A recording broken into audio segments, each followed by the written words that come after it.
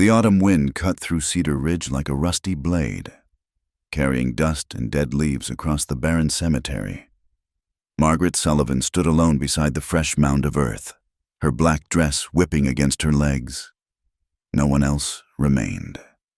The townspeople had scattered like crows the moment Reverend Harris closed his Bible, leaving her with nothing but the weight of their whispers and the cold company of gravestones. "Fourth one in 3 years. Old Mrs." Henley had muttered during the service, clutching her shawl. "Ain't natural, I tell you." Margaret's gloved fingers trembled as she placed a handful of wildflowers on her husband Thomas's grave. The blooms looked pitiful against the raw dirt, already wilting in the harsh October air. She'd picked them herself that morning from behind their cabin. No, her cabin now. The florist had refused to sell to her, crossing himself when she'd approached his shop.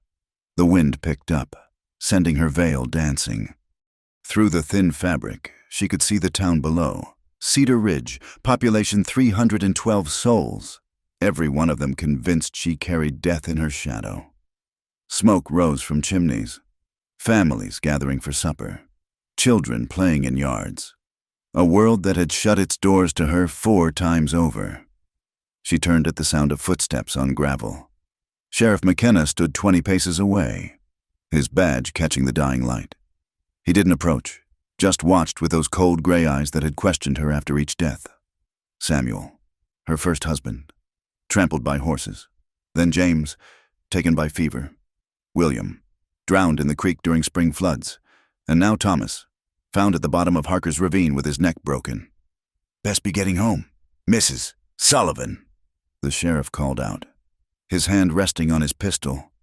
"Gets dark early these days." Margaret didn't answer. What could she say? That she was innocent? That she'd loved each man who'd offered her shelter and a name? That she was as bewildered by this string of tragedies as anyone? The sheriff wouldn't listen. None of them would. She began the long walk back through town, keeping her eyes forward as curtains twitched and doors slammed. At the general store, Mr. Patterson quickly flipped his sign to closed, though it was barely 4 o'clock. Children playing marbles in the street were yanked inside by protective mothers. Even the saloon girls ducked away from their windows. "Widow Sullivan," someone hissed from an alley. She didn't look. The name had become a curse in Cedar Ridge, spoken in the same breath as hex and black luck. Her small cabin sat at the edge of town, where the buildings gave way to scrubland and the mountains loomed like judgmental giants. Thomas had built it sturdy, with his carpenter's hands and dreams of raising a family. Those dreams lay buried now, 6 feet under cold earth. Inside, the silence pressed against her ears. She moved mechanically, stoking the dying fire, setting water to boil. Her reflection in the kettle showed a woman of 28 who looked 40, hollow cheeks, shadowed eyes, skin pale as parchment, 4 weddings, 4 funerals, and a lifetime of sorrow packed into 7 years. The knock at her door made her jump, the kettle clattering against the stove. No one visited the widow Sullivan. Not anymore. "Who's there?" Her voice came out as a croak. "Mrs. Sullivan, it's Benjamin Clark from the bank." She recognized the nervous tenor. Benjamin had been Thomas's friend once, before the town's fear infected him too. Margaret opened the door a crack. The young clerk stood on her porch, shifting his weight like he stood on hot coals. "I'm sorry to disturb you, ma'am, but Mr. Thornton sent me." He thrust a folded paper at her. "It's about the mortgage." Margaret's stomach dropped. "The mortgage?" Thomas always paid on time. "Yes, ma'am, but with his passing..." Benjamin couldn't meet her eyes. "Mr. Thornton wants to discuss the terms. Tomorrow morning, 10 o'clock sharp." He fled before she could respond, nearly tripping over his own feet in his haste to escape her presence. Margaret unfolded the paper with numb fingers. The words swam before her eyes. "Outstanding balance. Immediate payment required. Forfeiture of property." She sank into Thomas's chair. She still thought of it as his, and stared at the notice. Of course. Why let her keep anything? Better to drive the cursed woman out. Let her become some other town's problem. Or better yet, Let her waste away in the wilderness where her bad luck couldn't touch anyone else. A memory surfaced. Thomas on their wedding day just 6 months ago, promising her she'd never be alone again. He'd known about the others, the whole town's suspicions, and he'd married her anyway. "I don't believe in curses, Maggie," he'd said, tucking a strand of hair behind her ear. "Just in bad luck and good love." Now his good love lay under 6 feet of earth, and her bad luck stretched endlessly forward. Night fell like an executioner's hood over Cedar Ridge. Margaret sat in darkness, saving the lamp oil. Through her window, she could see the lights of town, each one a life that continued without her, around her, in spite of her. She wondered if they'd celebrate when she left. Would Reverend Harris lead prayers of thanksgiving? Would the children sing songs about the witch who was driven away? Somewhere in the distance, a coyote howled. Lonely, defiant, alive. Margaret closed her eyes and let the sound wash over her. Tomorrow would bring the bank, the inevitable eviction, the final severing of her ties to this place that had never wanted her. But tonight, she would mourn. For Thomas, who'd been brave enough to love her. For the others, who'd tried. For the life she'd never have. The children she'd never bear. The home she'd never truly know. The tears came then, silent and bitter. Each one a goodbye to dreams that had died 4 times over. Outside, Cedar Ridge slept peacefully, secure in the knowledge that their curse would soon be gone. And Margaret Sullivan, the widow of Cedar Ridge, prepared to face another burial. This time, of the last shreds of hope she'd carefully tended, like wildflowers in a graveyard, beautiful and doomed from the start. The morning sun cast long shadows across Cedar Ridge's main street as Margaret made her way to the bank. She'd dressed in her best morning attire, the black wool dress Thomas had bought her in Denver, the cameo brooch that had belonged to his mother. If they were going to cast her out, she would face them with dignity. The townspeople gave her a wide berth, some crossing to the other side of the street, others ducking into shops. Only the children stared openly until their mothers yanked them away, hissing warnings about the widow's evil eye. Inside the bank, Mr. Thornton sat behind his mahogany desk like a vulture perched on a fence post, his thin lips stretched into what might have been a smile, but looked more like a grimace. "Mrs. Sullivan, please, sit." He gestured to a hard wooden chair. "I trust Benjamin explained the situation. You want immediate payment." Margaret kept her voice steady. "Thomas always paid on time. Mr. Thornton, surely you could extend—" "Under normal circumstances, perhaps." He steepled his fingers. "But these are far from normal circumstances, aren't they? 4 husbands dead, Mrs. Sullivan. The town is concerned. The town is superstitious. Perhaps, but superstition affects property values. Who would buy land from the bank that's been tainted by misfortune?" He leaned forward. "I'm prepared to offer you a solution. Sign the deed over voluntarily, and I'll provide enough money for stage fare to Denver. A fresh start, away from all this unpleasantness." Margaret stood, her hands clenched in her skirts. "That land is all I have left of Thomas. Then you have 1 week to produce 6 months' worth of payments. Good day, Mrs. Sullivan." Outside, the autumn air bit at her cheeks. 1 week. She had $37 hidden in the flour tin, barely enough for 1 month's payment. Her hands shook as she pulled her shawl tighter. That's when she saw him. He stood at the far end of the street like a piece of the mountain had broken off and walked into town, easily 6.5 feet tall, shoulders broad as an oak beam, dressed in buckskins that had seen better decades. His hair hung to his shoulders, dark as crow feathers streaked with premature silver, and his face bore the weathered lines of a man who'd spent more years under open sky than roof. But it was his eyes that stopped her cold, green as deep forest pools, fixed on her with an intensity that made her forget to breathe. The man strode down Main Street, and something remarkable happened. The townspeople, who moments before had been scurrying about their business, stopped to stare. Conversations died mid-sentence. Even the horses tied at the posts seemed to sense something and shifted nervously. Everyone knew him, though he hadn't set foot in Cedar Ridge for 5 years.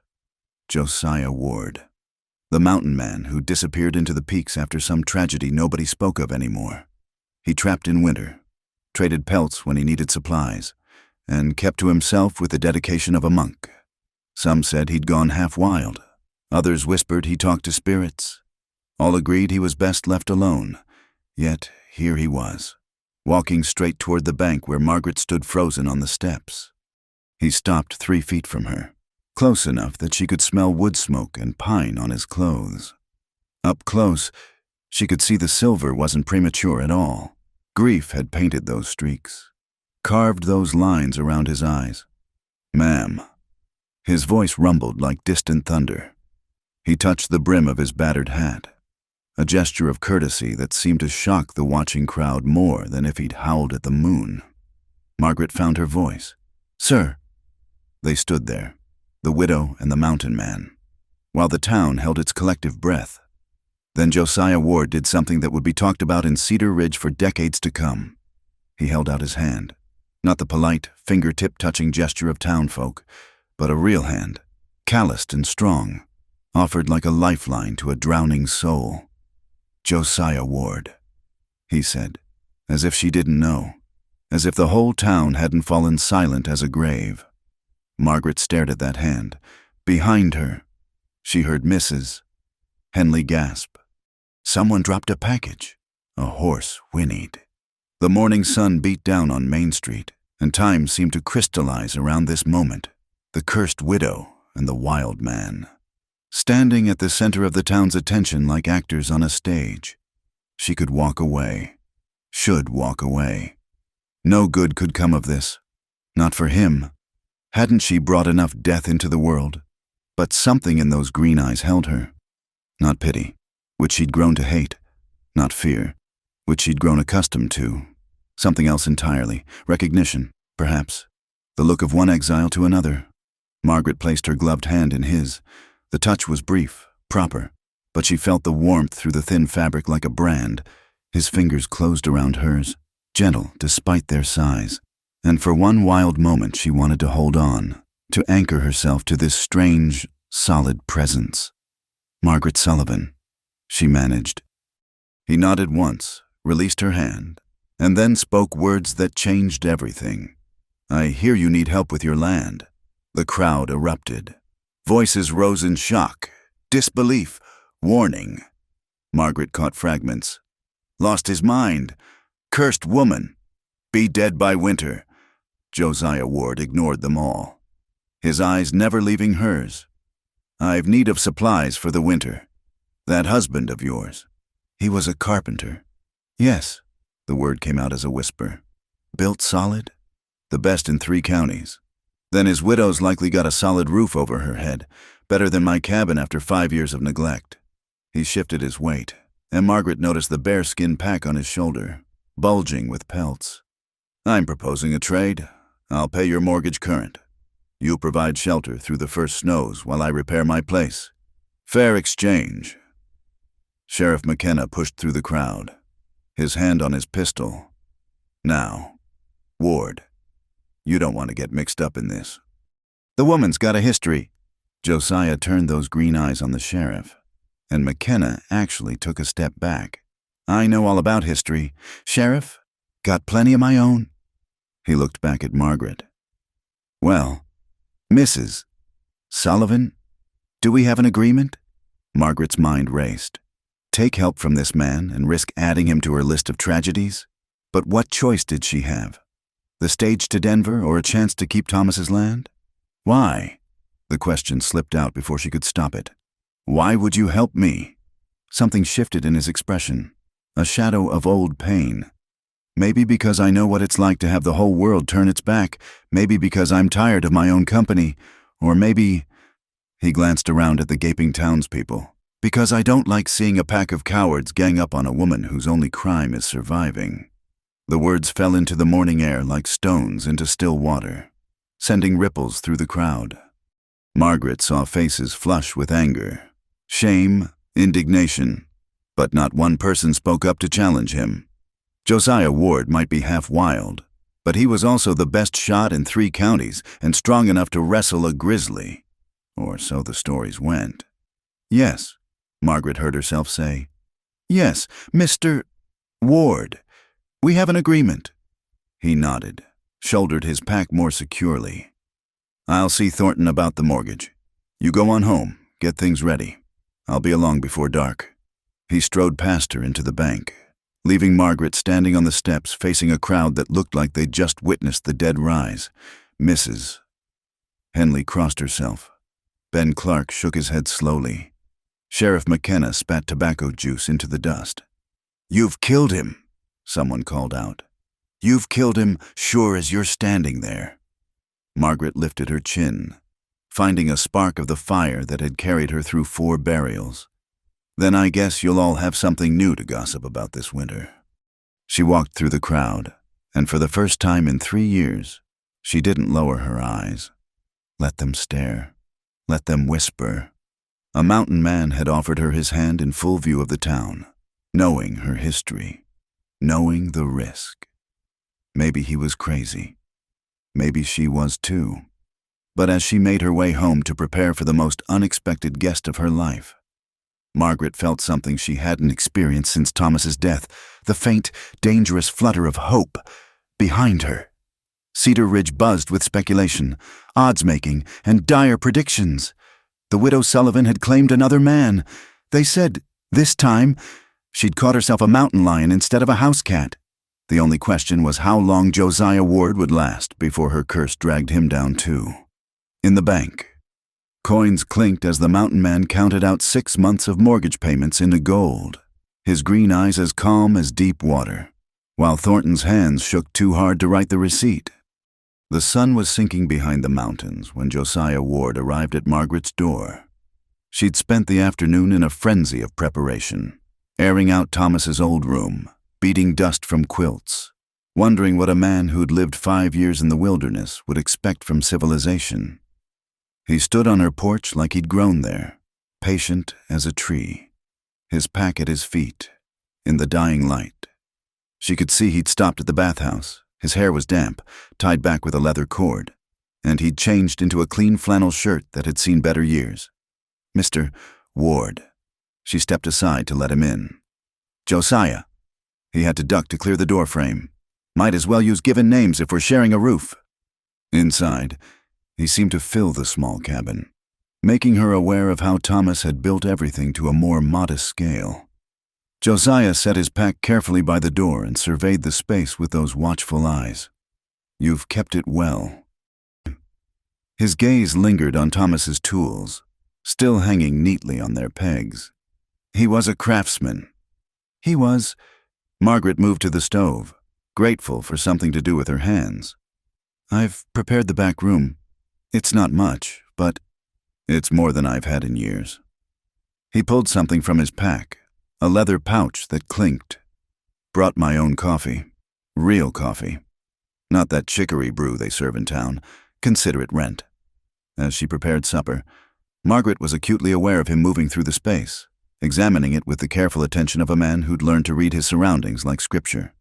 He paused at Thomas's desk, where papers lay scattered, bills, correspondence, the deed to the property. "May I?" he asked, gesturing to the papers. "I suppose, yes." She watched him sort through them with surprising delicacy for such large hands. He set bills in one pile, letters in another, official documents in a third. Then he stopped, holding a paper up to the lamplight. "Mrs. Sullivan. Margaret, this letter from the railroad company. When did Thomas receive it?" 2 weeks before he..." She swallowed. "Before the accident. He was excited about it, said it might mean good money for us." Josiah's expression darkened. He set the letter aside and continued sorting. Minutes passed in silence, broken only by rustling paper and the bubbling pot on the stove. Then he carefully opened Thomas's leather portfolio, the one Margaret hadn't been able to bring herself to touch. "Don't," she started, but stopped when she saw his face. He held up a document covered in official seals. Did Thomas ever mention mineral rights? Mineral rights? Margaret dried her hands on her apron, moving closer. No, I don't understand. This is farmland. Not according to this. Josiah spread several documents on the table. These are geological surveys, copper deposits. The railroad needs copper for telegraph lines, among other things.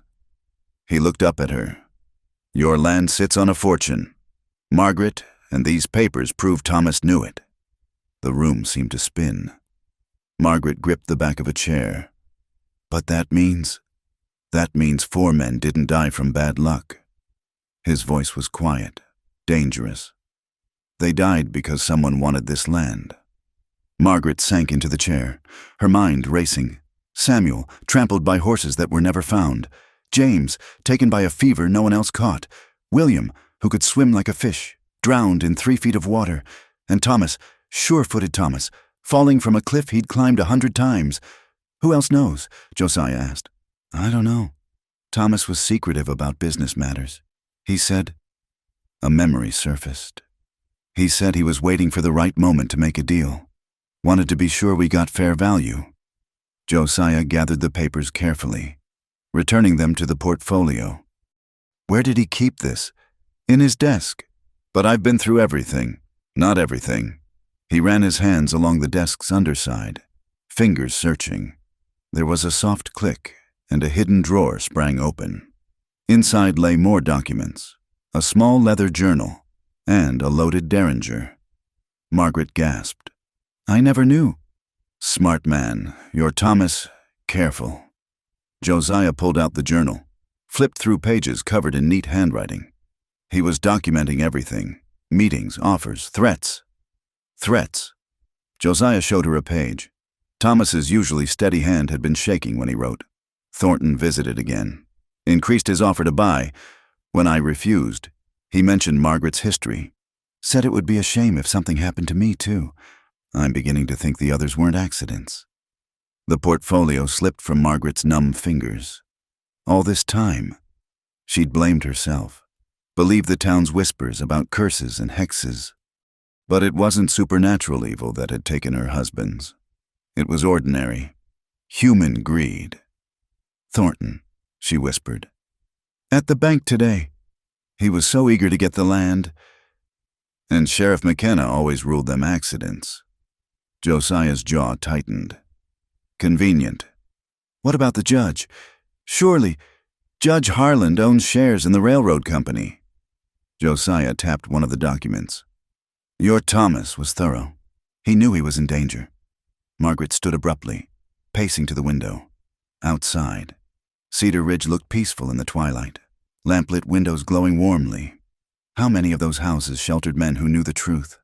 How many had watched her suffer, let her believe she was cursed, while counting their future profits? Why didn't he tell me? Her voice broke. Probably trying to protect you. The less you knew. Josiah didn't finish, but she understood. The less she knew, the less reason they'd have to make her the 5th victim. But now I do know. She turned to face him. And so do you. I've put you in danger.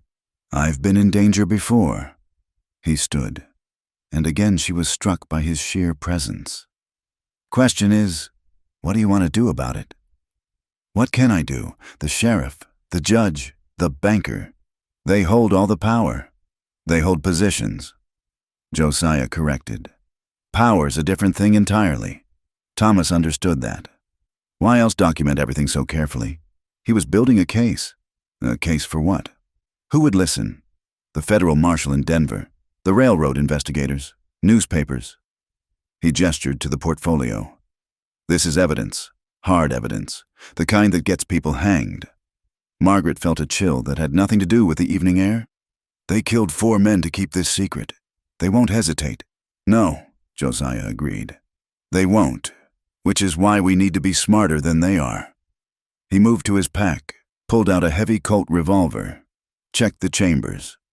First rule of survival, never let the predators know you're aware of them. Tomorrow, you go about your business as usual, the grieving widow, alone and vulnerable. While you do what? What I do best, watch, listen, learn. He met her eyes. I spent 5 years in those mountains. Margaret, you learn patience, you learn how to hunt, and you learn that the most dangerous prey is the kind that thinks it's safe. Supper was a quiet affair, both of them lost in thought. As Margaret cleared the dishes, she found herself stealing glances at this strange man who'd walked into her life and upended everything she thought she knew. He sat at Thomas's desk, reading through the journal by lamplight, occasionally making notes in the margins. "Why?" she finally asked. "Why are you helping me? And don't say it's just for shelter." He looked up, and for a moment his guard dropped. She saw pain there, old and deep. 5 years ago, I had a wife, Sarah. She died because I wasn't there to protect her, because I trusted the wrong people. He closed the journal gently. I've had 5 years to think about justice, about what I'd do if I got another chance. Maybe this is it. Margaret understood then. They were both haunted, both carrying ghosts. Perhaps that's why he'd offered his hand on those bank steps, one broken soul recognizing another. "They're expecting me to run," she said quietly, "or to die of grief. They're not expecting me to fight back." "No," Josiah agreed, a ghost of a smile touching his lips. "They're not. And that, Margaret Sullivan, is the beginning of their downfall." Outside, an owl called, and the wind whispered secrets through the pines. In Thomas's hidden drawer lay enough evidence to hang half the town's leadership. And at her table sat a man who'd learned patience from the mountains and carried his own debts to the dead. Margaret touched the portfolio, thinking of 4 good men who'd died for what lay inside. Tomorrow, she would play the part of the cursed widow. But tonight, for the first time in years, she wasn't alone. And somewhere in Cedar Ridge, the real cursed men slept soundly, never knowing that their carefully constructed world had just developed its first crack. The first snow came early that year, dusting the mountains like flour on a baker's table. Margaret woke to find Josiah already up, tending the fire, coffee brewing in a battered pot that looked older than Cedar Ridge itself. 2 weeks had passed since he'd moved in, and they'd fallen into a rhythm as natural as breathing. "Morning," he said without turning, somehow always aware of her presence. "Snow's light, but it'll get heavier by nightfall." She wrapped her shawl tighter, moved to the window. The world outside looked clean, innocent, hiding the rot beneath. "Will you be going to town today?" "Later. Need supplies for the week." He poured coffee, handed her a cup. His fingers brushed hers, warm against the morning chill. "You?" "I thought I'd visit Mary Patterson at the general store. She's been poorly, and her husband mentioned—" "No." The word was sharp, final. Margaret looked up, surprised. In 2 weeks, Josiah had never given her orders. "I'm sorry."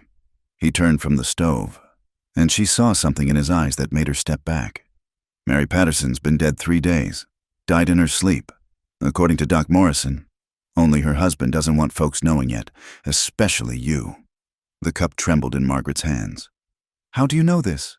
"Because I watch, because I listen." He moved closer, lowering his voice. "And because Ben Clark got drunk at Murphy's Saloon last night, started talking about how the town's problem would solve itself soon enough, how Thornton had a plan to finally get that cursed widow's land. But I haven't. We've been careful. Too careful. Maybe." Josiah took the cup from her shaking hands, set it aside. "They're getting desperate. The railroad's pressing for an answer about the copper rights. Thornton's been promising them he'd have the land by winter." Margaret sank into a chair. "So they'll blame me for Mary's death. Say my curse has spread to anyone who shows me kindness." "That's the general idea." He knelt beside her chair, his large frame somehow graceful. "But they've made a mistake. They're so focused on you, they've forgotten about me. Over the past 2 weeks, Josiah had been a ghost in town, appearing just often enough to buy supplies, never speaking more than necessary. The townspeople had relaxed, decided the mountain man was too addled by isolation to be a threat. They didn't know about the late-night hours he spent teaching Margaret to read legal documents, to understand mineral rights and land laws. They didn't know about the letters he'd posted to Denver, or the telegraph he'd sent to a federal marshal he'd known in another life. "What do we do?" Margaret asked. "We give them what they expect." He stood, moved to the window. "You'll go to town today. You'll hear about Mary. You'll react exactly as they expect, with guilt, with sorrow. You'll even visit Reverend Harris. Ask him to pray for your soul. While I pay a visit to Judge Harlan's office, he keeps records of every land transaction in the county, including some that were never meant to see daylight." Margaret understood. They needed more evidence, needed to connect all the deaths to the land grab. Thomas's journal was damning, but not enough by itself. "It's dangerous," she said. "If they catch you—" "They won't." His confidence wasn't arrogance, just fact. "I've spent 5 years tracking prey that could smell me coming a mile off. Townfolk are easier." As Margaret prepared for her performance, Josiah showed her something else he'd been working on. In the barn, hidden beneath hay bales, he'd created a cache, copies of Thomas's documents, letters ready to mail if something happened to them, even a detailed map of the copper deposits. "Insurance," he explained. "If they move against us, these go out automatically. I've made arrangements." "With whom?" "You remember that traveling photographer who came through last month? Henderson?" Margaret nodded. The man had seemed harmless, taking portraits of families for $1. "Federal agent. Been investigating the railroad's land acquisitions. I recognized him from my Army days." Josiah's smile was sharp. "He's very interested in our evidence." The day passed like a play in 3 acts. Margaret went to town, learned of Mary's death from a gleefully somber Mrs. Henley, broke down in tears outside the church. She played her part perfectly, the cursed widow, drowning in guilt, one step from madness. Meanwhile, Josiah moved through Cedar Ridge like smoke. He knew which floorboards creaked in the courthouse, which windows had broken latches, which deputies took long lunch breaks at the saloon. By afternoon, he had what they needed: deeds that had been altered, death certificates that didn't match witness accounts, correspondence between Thornton, McKenna, and Judge Harlan discussing the Sullivan problem. They met back at the cabin as snow began falling in earnest. Josiah spread his findings on the table while Margaret made dinner. The story the documents told was damning. "Look here." He pointed to a deed. "Samuel's land was sold to Thornton 2 days after his death. But this signature, it's dated the day before he died. They forged it? Sloppily. And here, James left everything to you in his will. But somehow Thornton ended up with the mineral rights to his property. The transfer document is signed by Judge Harlan, witnessed by Sheriff McKenna. Page by page. The conspiracy unfolded. 4 men dead, their properties absorbed into Thornton's growing empire, all positioned along the planned railway route where the copper deposits lay thickest. "We have them," Margaret breathed. "Almost." Josiah gathered the papers carefully. "But we need one more thing. We need them to move against us, to show their hand. Right now. This is all circumstantial. A good lawyer could explain it away. You want to use me as bait?" "No." His hand covered hers on the table. "I want to use us as bait, together." That night, as snow piled against the windows, they made their plan. It was dangerous, possibly foolish, certainly desperate. But as Josiah pointed out, desperate people make mistakes. And Thornton was very desperate indeed. "There's something else," Margaret said as they finished. "Something I need to tell you." She went to her room, returned with a small wrapped bundle. Inside was a leather journal, much like Thomas's but older, more worn. "This was Samuel's," she said quietly. "I kept it hidden all these years, afraid to read it, afraid of what I might find. But tonight—" She opened it to a marked page. Samuel's bold handwriting filled the page. "The copper is there, I'm certain of it. But Thornton's been sniffing around, asking questions. I don't trust him. Tomorrow I'm going to file the official claim. If anything happens to me, Margaret must know. She must be protected. The land is everything." Josiah read it twice, then looked up. "You knew. All this time, you knew something was wrong. I suspected, but I was young, scared, alone. Then James came along, and I thought I could forget. But they killed him too. And William. And Thomas. Tears ran down her cheeks. I've been a coward, Josiah. I let them die. No. He moved around the table, pulled her into his arms. She stiffened, then relaxed against his chest, breathing in the scent of wood smoke and pine. You survived. That took more courage than you know. They stood that way for a long moment, two damaged souls finding comfort in shared warmth. Outside, the snow continued to fall, covering Cedar Ridge in a blanket of white that would hide their tracks come morning. Tomorrow, Josiah murmured into her hair, tomorrow we spring the trap. And if it doesn't work, he pulled back, looked into her eyes, then we fight, we run, we survive, together. The word hung between them, heavy with promise. Margaret nodded, stepped back, suddenly aware of the impropriety, but propriety had died with 4 good men. All that mattered now was justice. That night. She lay awake listening to Josiah moving about the cabin, checking windows, doors, making his preparations. The mountain man was becoming something else. A protector. A partner. Perhaps something more, but she pushed that thought aside. First, they had to live through what was coming. In town, Thornton sat in his study, writing a letter. The widow has taken in a boarder, he penned. But mountain men are prone to accidents. The snow will provide excellent cover. By week's end, the land will be ours. He didn't know that Josiah Ward had already read a copy of that letter, lifted from his desk that very afternoon. Didn't know that federal marshals were already riding toward Cedar Ridge. Didn't know that the widow he'd marked for death had spent the evening learning to load and shoot Thomas's hidden Derringer. The trap was set. Now all they had to do was wait for the hunters to become the hunted. The news spread through Cedar Ridge like wildfire on a dry prairie. Judge Harland had received a telegram from the railroad company. They were sending representatives within the week to finalize land purchases. Time was running out for Thornton's scheme. Margaret heard about it at the Mercantile, where she'd gone to purchase flour.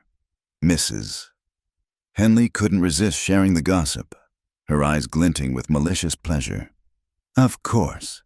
Some folks won't benefit from the railroad's generosity, the older woman said pointedly. Some folks bring nothing but misfortune wherever they go. Margaret kept her eyes downcast, playing her role. I only want to be left in peace, Mrs. Henley. Peace? The woman snorted. 4 husbands dead, and now poor Mary Patterson. Peace follows you like winter follows fall, cold and killing. As Margaret left with her purchases, she noticed Sheriff McKenna watching from his office window. The pressure was building.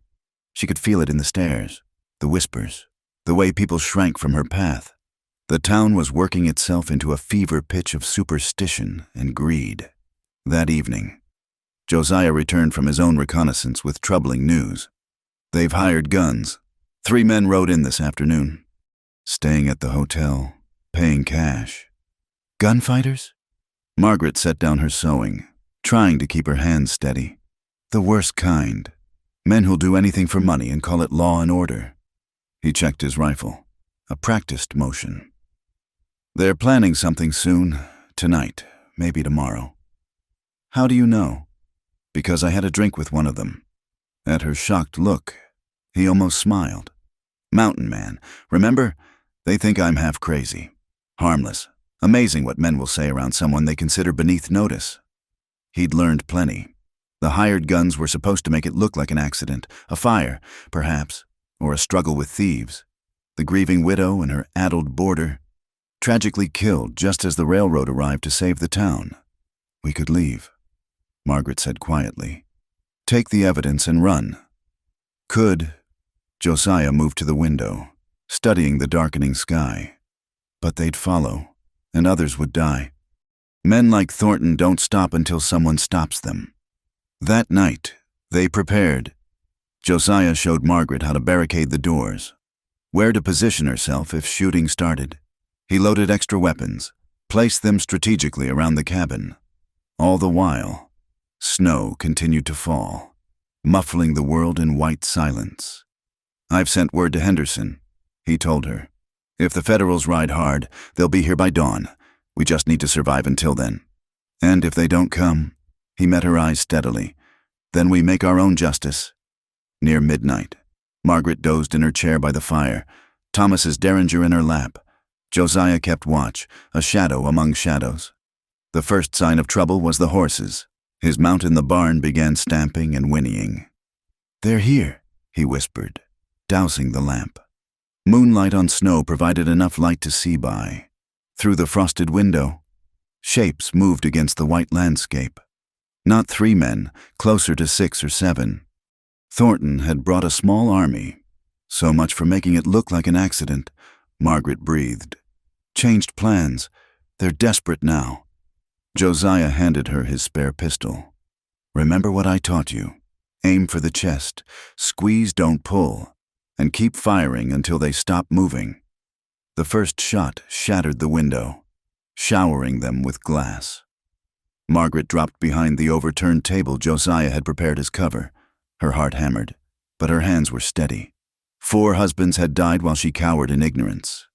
Not tonight. Josiah returned fire, his rifle booming in the confined space. Someone screamed outside. The attackers scattered, seeking cover behind the woodpile, the well, the barn. "Mrs. Sullivan!" Thornton's voice carried across the snow. "Come out peacefully, and this ends. We only want the land. Sign it over, and you can leave on the morning stage." "Like Samuel left," Margaret shouted back. "Like James and William and Thomas." Silence. Then, "You're upset, confused. That mountain man has filled your head with lies. Sheriff McKenna is here to arrest him for theft. He broke into the courthouse, stole documents. Come out now, and you won't be charged as an accomplice." Josiah snorted. "Man can't even lie well." He fired again, driving back a figure trying to creep along the side of the house. The siege continued. Shots exchanged, windows broken, long minutes of tense silence. Margaret discovered she could indeed shoot when her life depended on it. She winged a man trying to light a torch, sending him scrambling back. Then came the sound they'd been dreading, crackling flames. They'd fired the barn. "My horse!" Josiah cursed. But there was no way to reach the barn without crossing open ground. The fire spread quickly, fed by hay and dry timber. Soon, embers were landing on the cabin's roof. Smoke began seeping through the walls. "We have to go out," Margaret coughed. "We can't stay here." That's what they're counting on. Josiah reloaded grimly. "But maybe," he explained quickly. It was insane, but no more insane than sitting still to burn. Margaret nodded, gripping both pistols. "On 3, he said. But before he could count, new gunfire erupted outside. Not directed at them, the attackers were shooting at someone else. Shouts of alarm, confusion, the thunder of horses. "Federal marshals, drop your weapons. You're all under arrest." Henderson had come through. The cavalry had arrived, literally. The next minutes were chaos. Thornton's hired guns, caught between the burning barn and federal badges, threw down their weapons. Sheriff McKenna tried to run, only to be tackled by a marshal half his age. Thornton himself stood frozen in the snow, watching his carefully constructed empire crumble. Josiah kicked open the door, pulling Margaret out into the clean, cold air. She gasped, drawing in lungfuls, as around them the arrests continued. Henderson himself rode up, badge glinting in the firelight. "Ward, ma'am, sorry we cut it so close.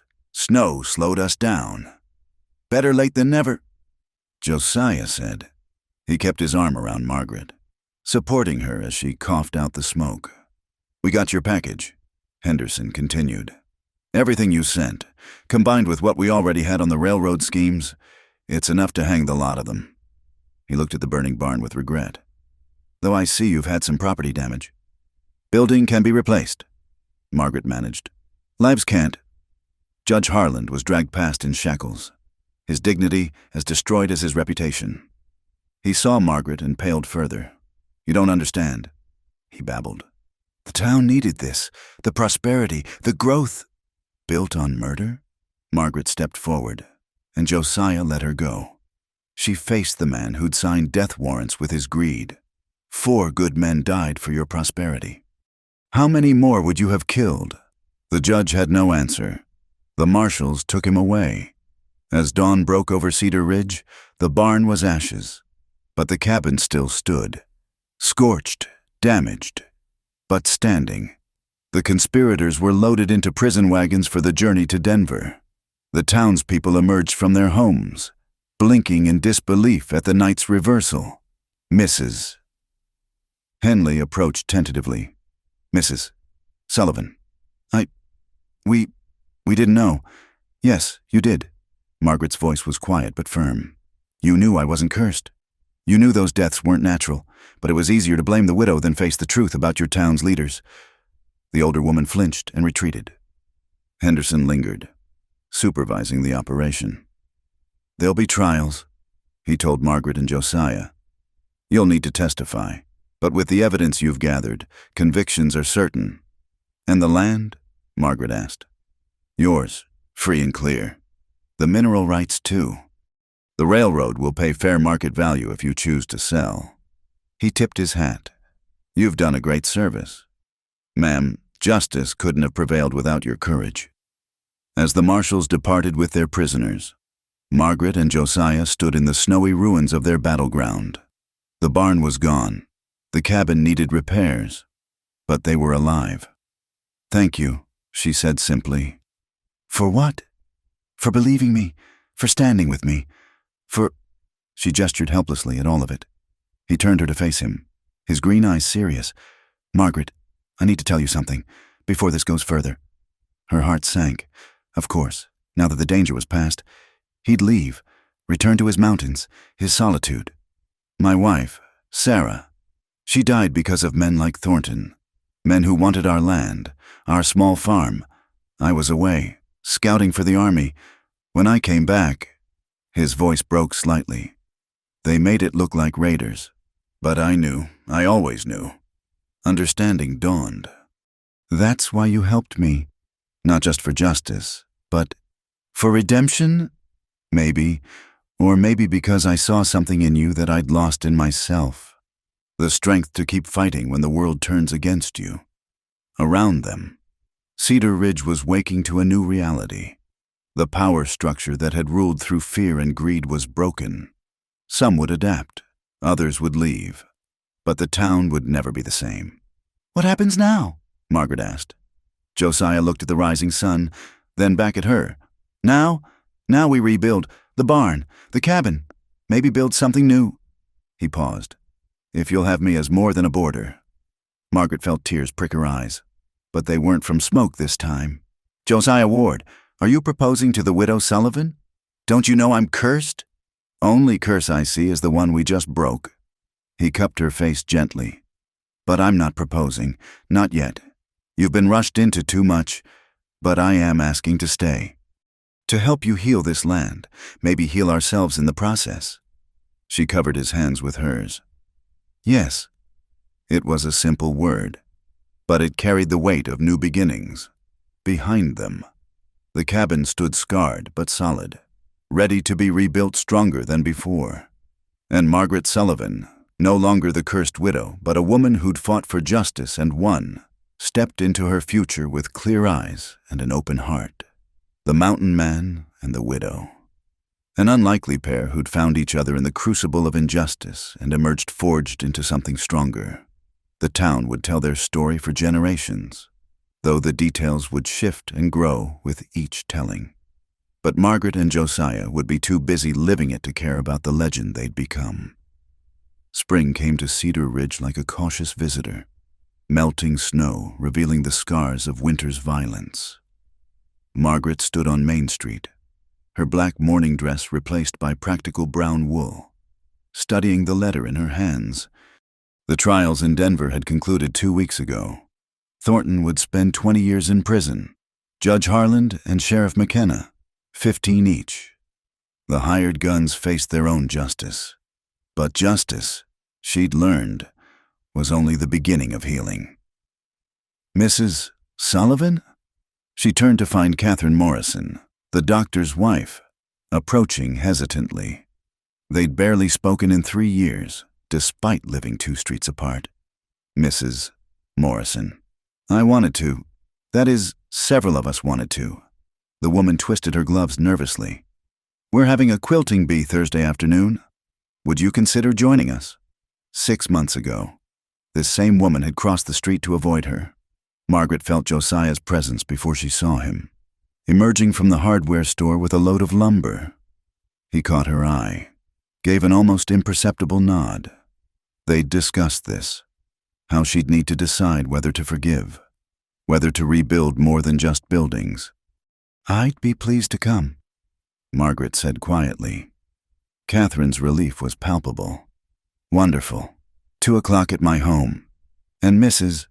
Sullivan. We're all so sorry. For everything.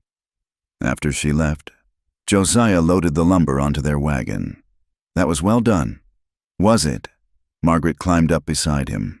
Sometimes I want to shake them all, make them understand what their silence cost. But anger is like fire, useful for clearing ground, dangerous if it burns too long. She'd learned that from him, watching how he dealt with his own rage over Sarah's death.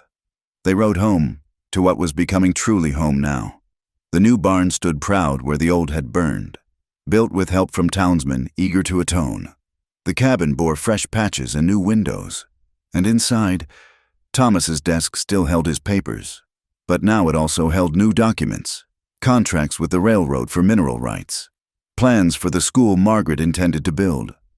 That evening, as they shared supper, Josiah seemed restless. He'd been that way for days, ever since returning from Denver, where he'd testified at the trials. What troubles you? Margaret asked finally. He set down his fork, reached into his pocket. In Denver, I stopped at the land office, filed some papers. What kind of papers? The kind that makes my cabin officially mine. 5 years of improvements. Continuous occupation. It's legal now. He paused. It's also unlivable. Roof's half gone. Chimney's collapsed. Margaret waited, sensing more. I've been thinking, he continued, about building new, not repairing, but starting fresh. Problem is location. My land's good for hunting, not much else. No water rights, no mineral deposits, no farming soil. I see. She kept her voice neutral, though her heart had begun racing. Whereas this land, he gestured around them, has everything: water, minerals, good soil, proximity to town. A man could build something lasting here. If he had permission. Margaret stood, moved to the window. Outside, the sun was setting over the mountains, painting the sky in shades of rose and gold. Are you asking to buy land from me, Mr. Ward? No. He rose, came to stand behind her. I'm asking to share it. She turned to face him. These past months had changed them both. The wild edge had softened in his eyes, though the strength remained, and she'd found her own strength, her own voice. Josiah, let me finish. He took her hands. I know what people will say, that I'm after your land, just like the others, but I've got papers drawn up, legal papers that ensure everything stays in your name. I don't want your property.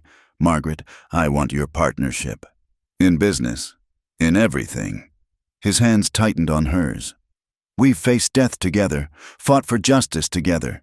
We've rebuilt from ashes. Now I want to build something new. With you, if you'll have me. So. Margaret studied his face. Weathered, honest, marked by loss but not defeated by it. The townspeople will talk. Let them. They'll say you're my 5th husband, that the curse will take you too. Then I'll be the one to break it, permanently. He pulled her closer.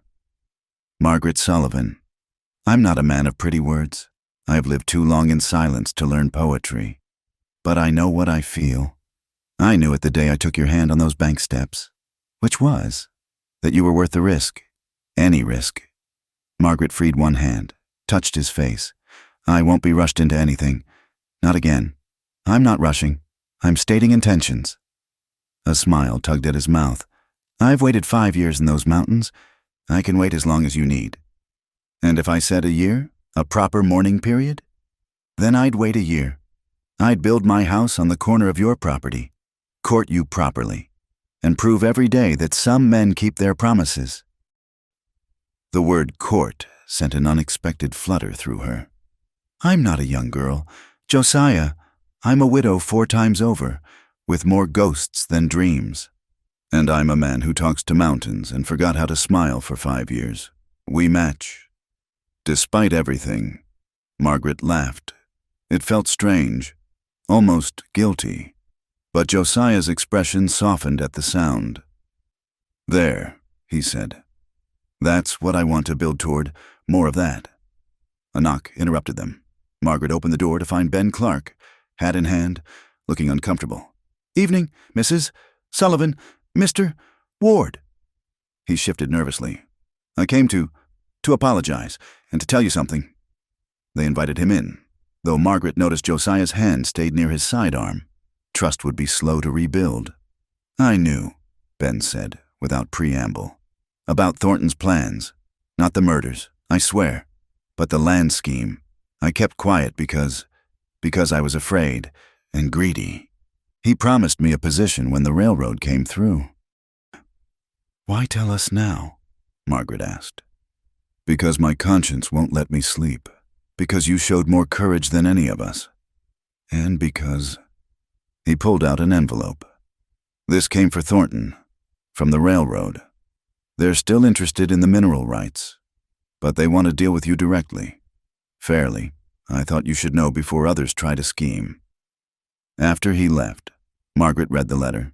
The offer was substantial, enough to build 10 schools, to transform Cedar Ridge into something better than Thornton's corrupt vision. "You could be wealthy?" Josiah observed. "We could be wealthy," she corrected. "Partners, remember? Not yet, not until you say yes to more than business." Margaret set the letter aside, moved into his arms. It felt right, standing there in the cabin that had sheltered their partnership, their fight, their growing connection. "Ask me again in 6 months," she said against his chest. "6 months?" She could hear the smile in his voice. "What happened to a year?" "I've been rushed into 4 marriages," she said, looking up at him. "But I've never been courted, never been given the choice to say yes because I wanted to, not because I needed to. Give me that, Josiah. Give me the courtship I never had." "Done."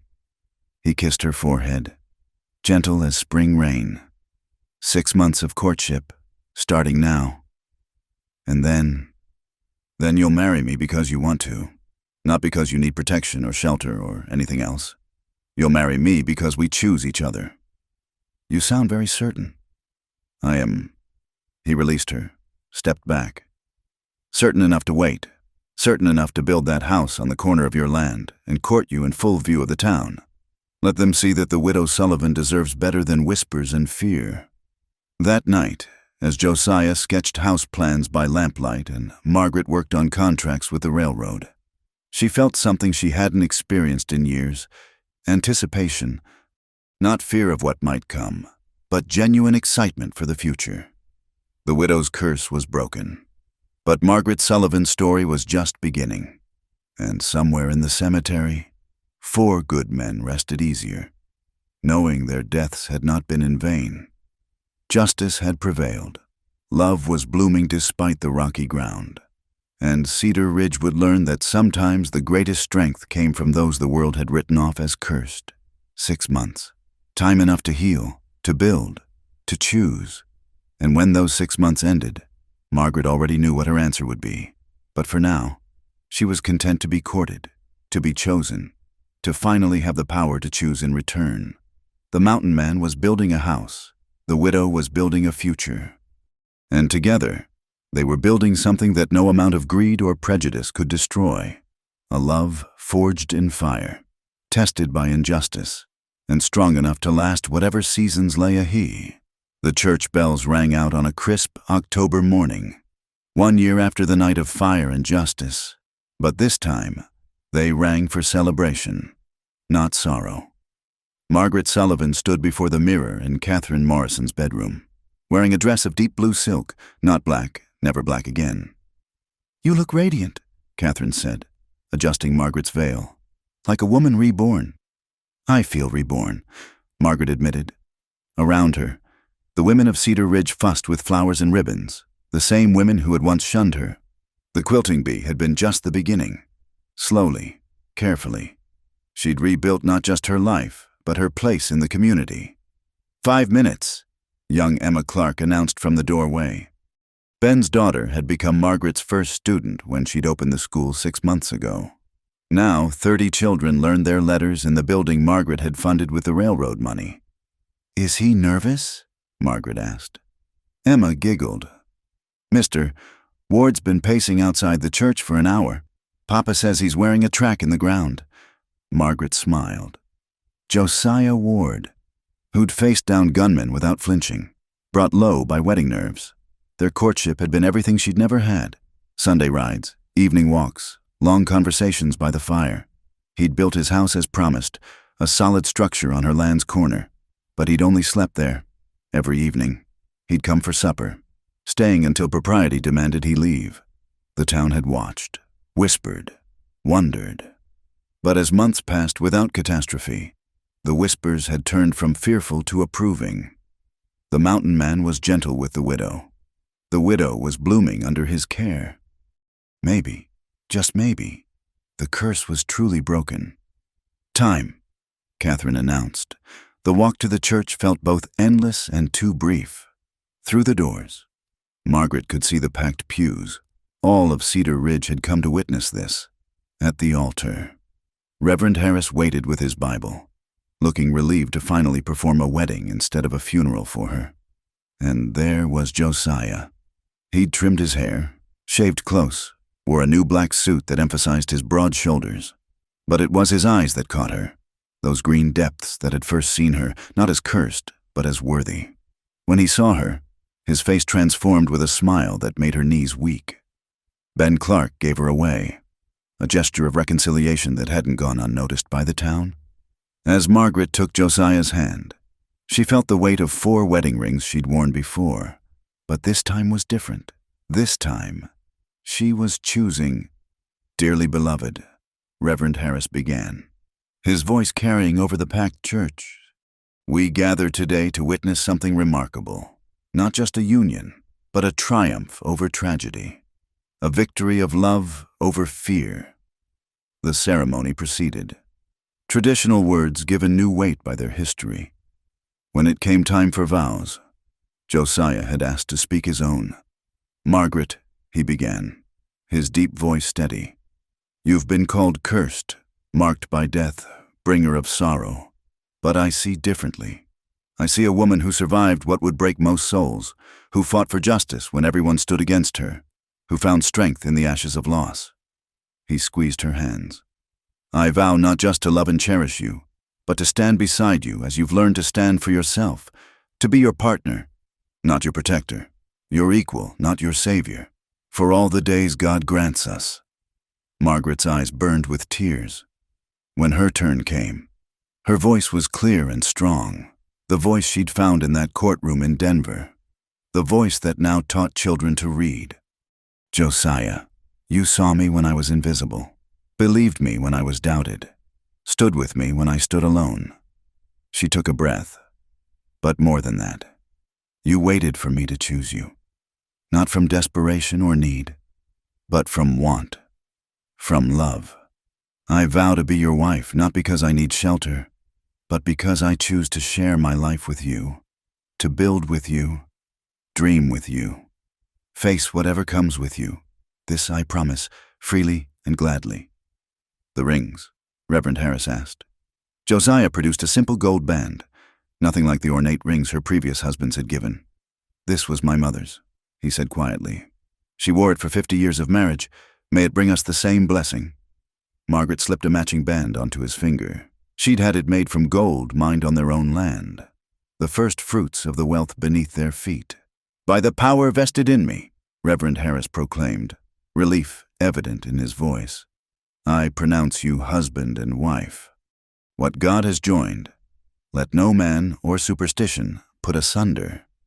The kiss was brief, proper, but Margaret felt it to her toes. The church erupted in applause, and as they turned to face the congregation as husband and wife, Margaret saw something remarkable in the faces before her. Joy, genuine happiness for her happiness. The town that had once feared her now celebrated with her. The reception was held at the new school, its walls decorated with children's drawings and autumn leaves. The whole town came, bringing food, music, and, most surprisingly, stories. "I remember your first husband, Samuel, old mister," Patterson said, approaching their table. "Good man, he'd be glad to see you happy." One by one, people came forward with memories of her husbands, not whispered fears but genuine recollections. James's kindness to strangers, William's beautiful singing voice, Thomas's skill with wood. For the first time, Margaret could mourn them publicly, celebrate them openly. "Thank you," she whispered to Josiah during a quiet moment. "For what?" "For giving me this, for helping me reclaim not just my life, but their memories." He pulled her closer. "They were part of making you who you are. I'm grateful to them for keeping you safe until I could find you." As evening fell, Henderson appeared, still wearing his marshal's badge, but here as a friend. "Congratulations," he said, shaking Josiah's hand. "Heard you're turning this place into something special." "Margaret's doing that," Josiah corrected. "The school, the fair mining wages, the plans for a library. I just hammer the nails where she points. Don't let him fool you." Margaret interjected. "The sustainable logging operation was his idea, and the fund for widows and orphans." Henderson smiled. "Partnership. The real kind. That's rare." He tipped his hat. May it last a lifetime. As the stars came out, the newlyweds finally escaped to Josiah's house, their house now. Margaret had moved her things that morning, combining their lives in the physical sense as they'd already done in every other way. "No threshold to carry you over," Josiah noted at the door. "I should have thought of that. We've crossed harder thresholds together," Margaret said. "This one, we walked through as equals." Hand in hand, they entered their home. Josiah had built it with care. Sturdy walls, large windows facing the mountains, a kitchen that got morning sun. But it was the study that made Margaret's breath catch. He'd recreated Thomas's workspace, but expanded it, with shelves for her books, a desk where she could manage the school and their business ventures. "When did you do this?" "Evenings, after I left your place. Wanted you to have somewhere that was yours."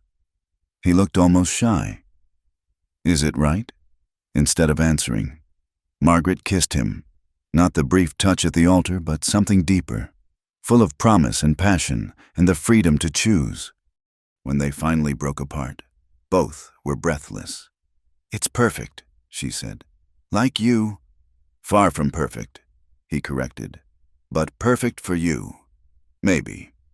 Later, as they lay entwined in their marriage bed, Margaret traced the scars on Josiah's chest, marks from his military service, his years in the wilderness, the night they'd fought for their lives. "No regrets?"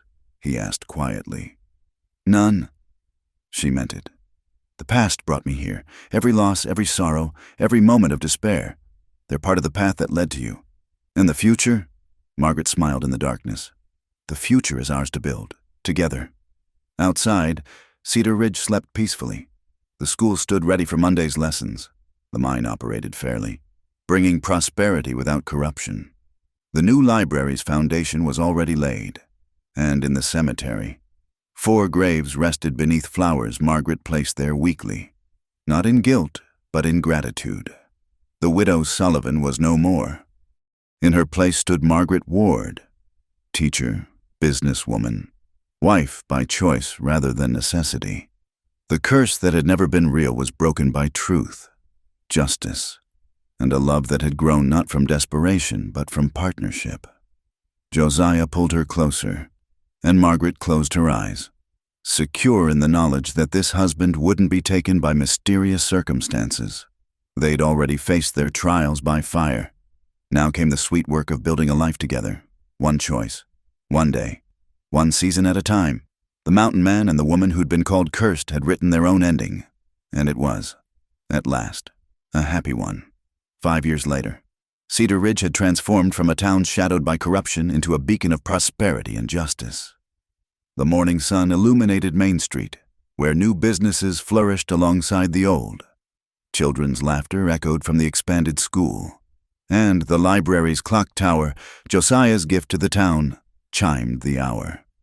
Margaret Ward stood at her classroom window, watching her students play in the yard.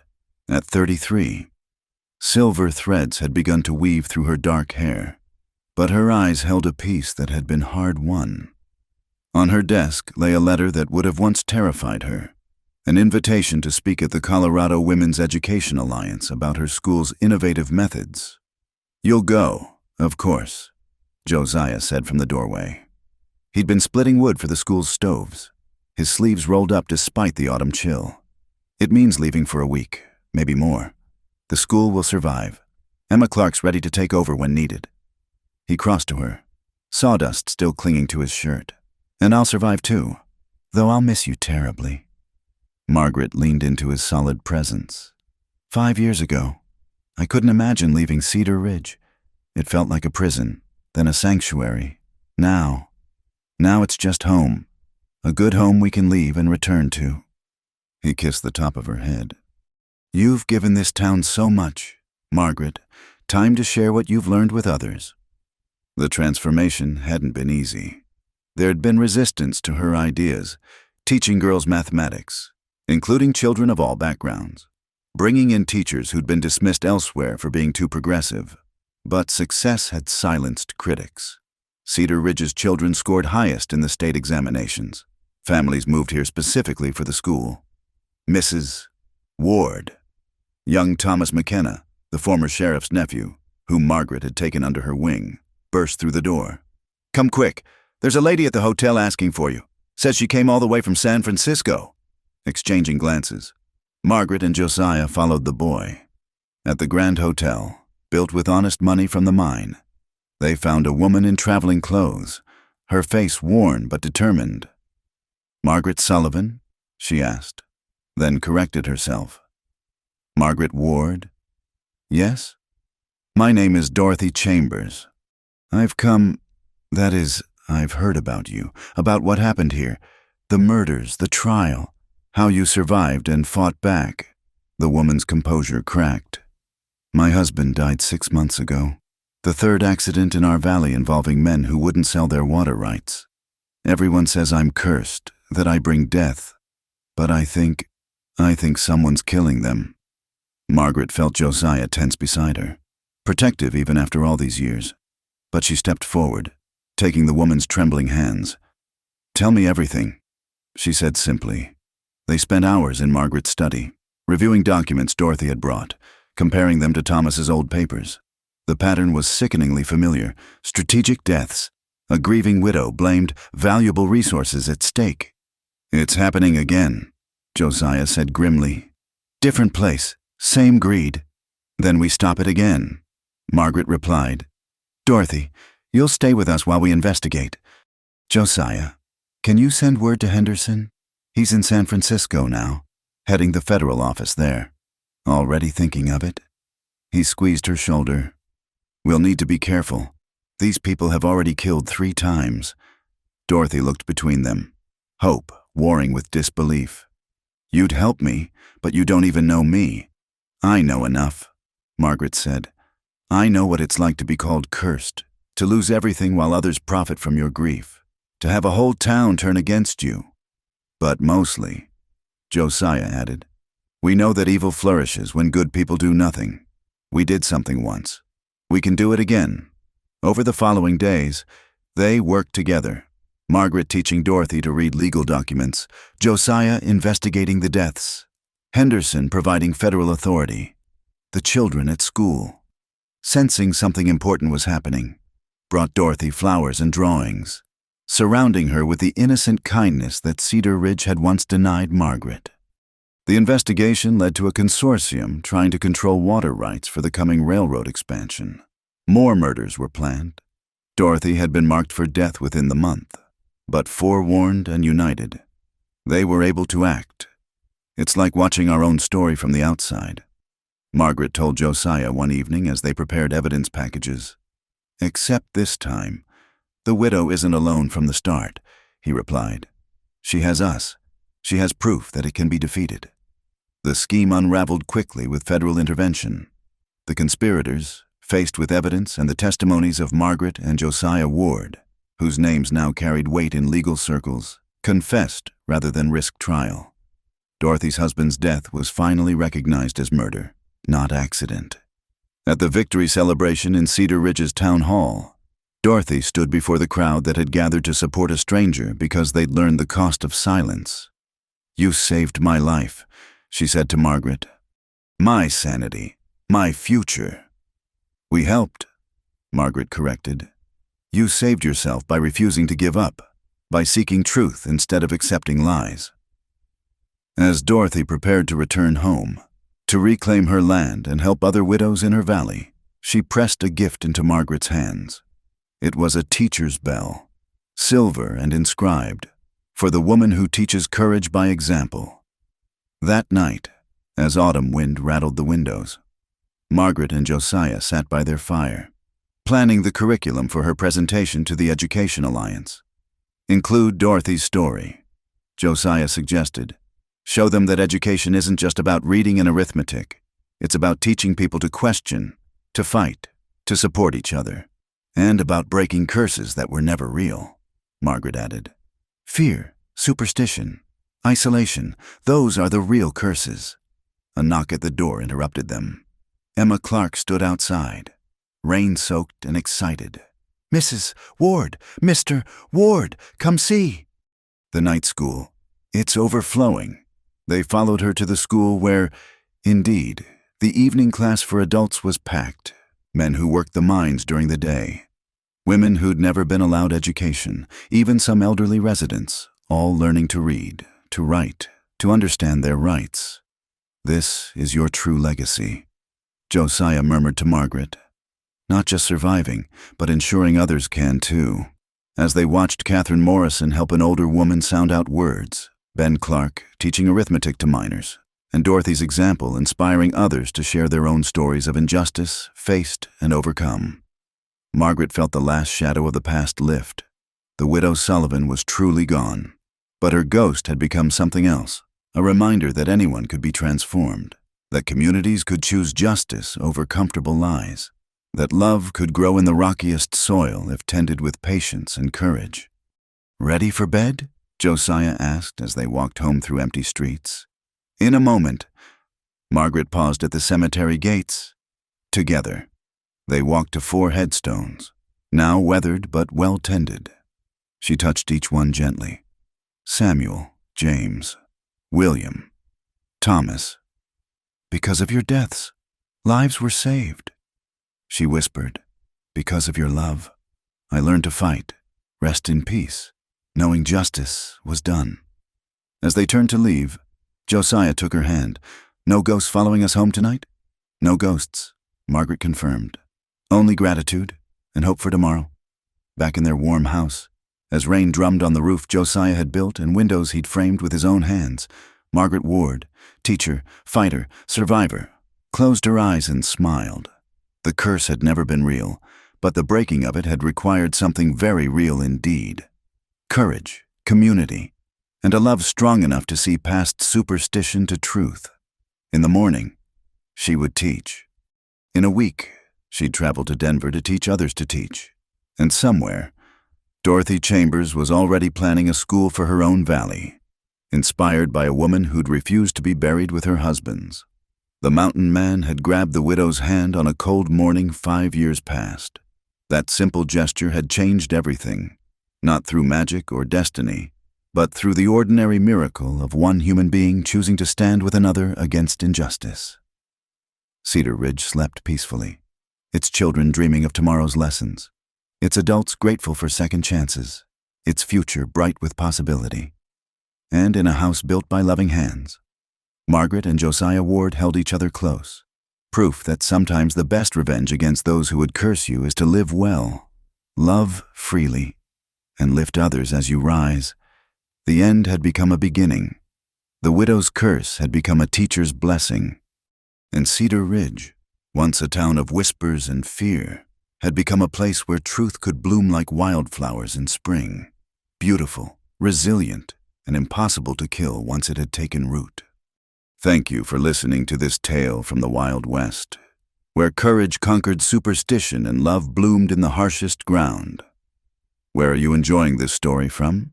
Please share your location in the comments below so we can connect with listeners around the world. Don't forget to subscribe to From Wild West channel and let us know your thoughts on Margaret and Josiah's journey. Did their story of justice and redemption touch your heart as it touched mine? Share your reflections below.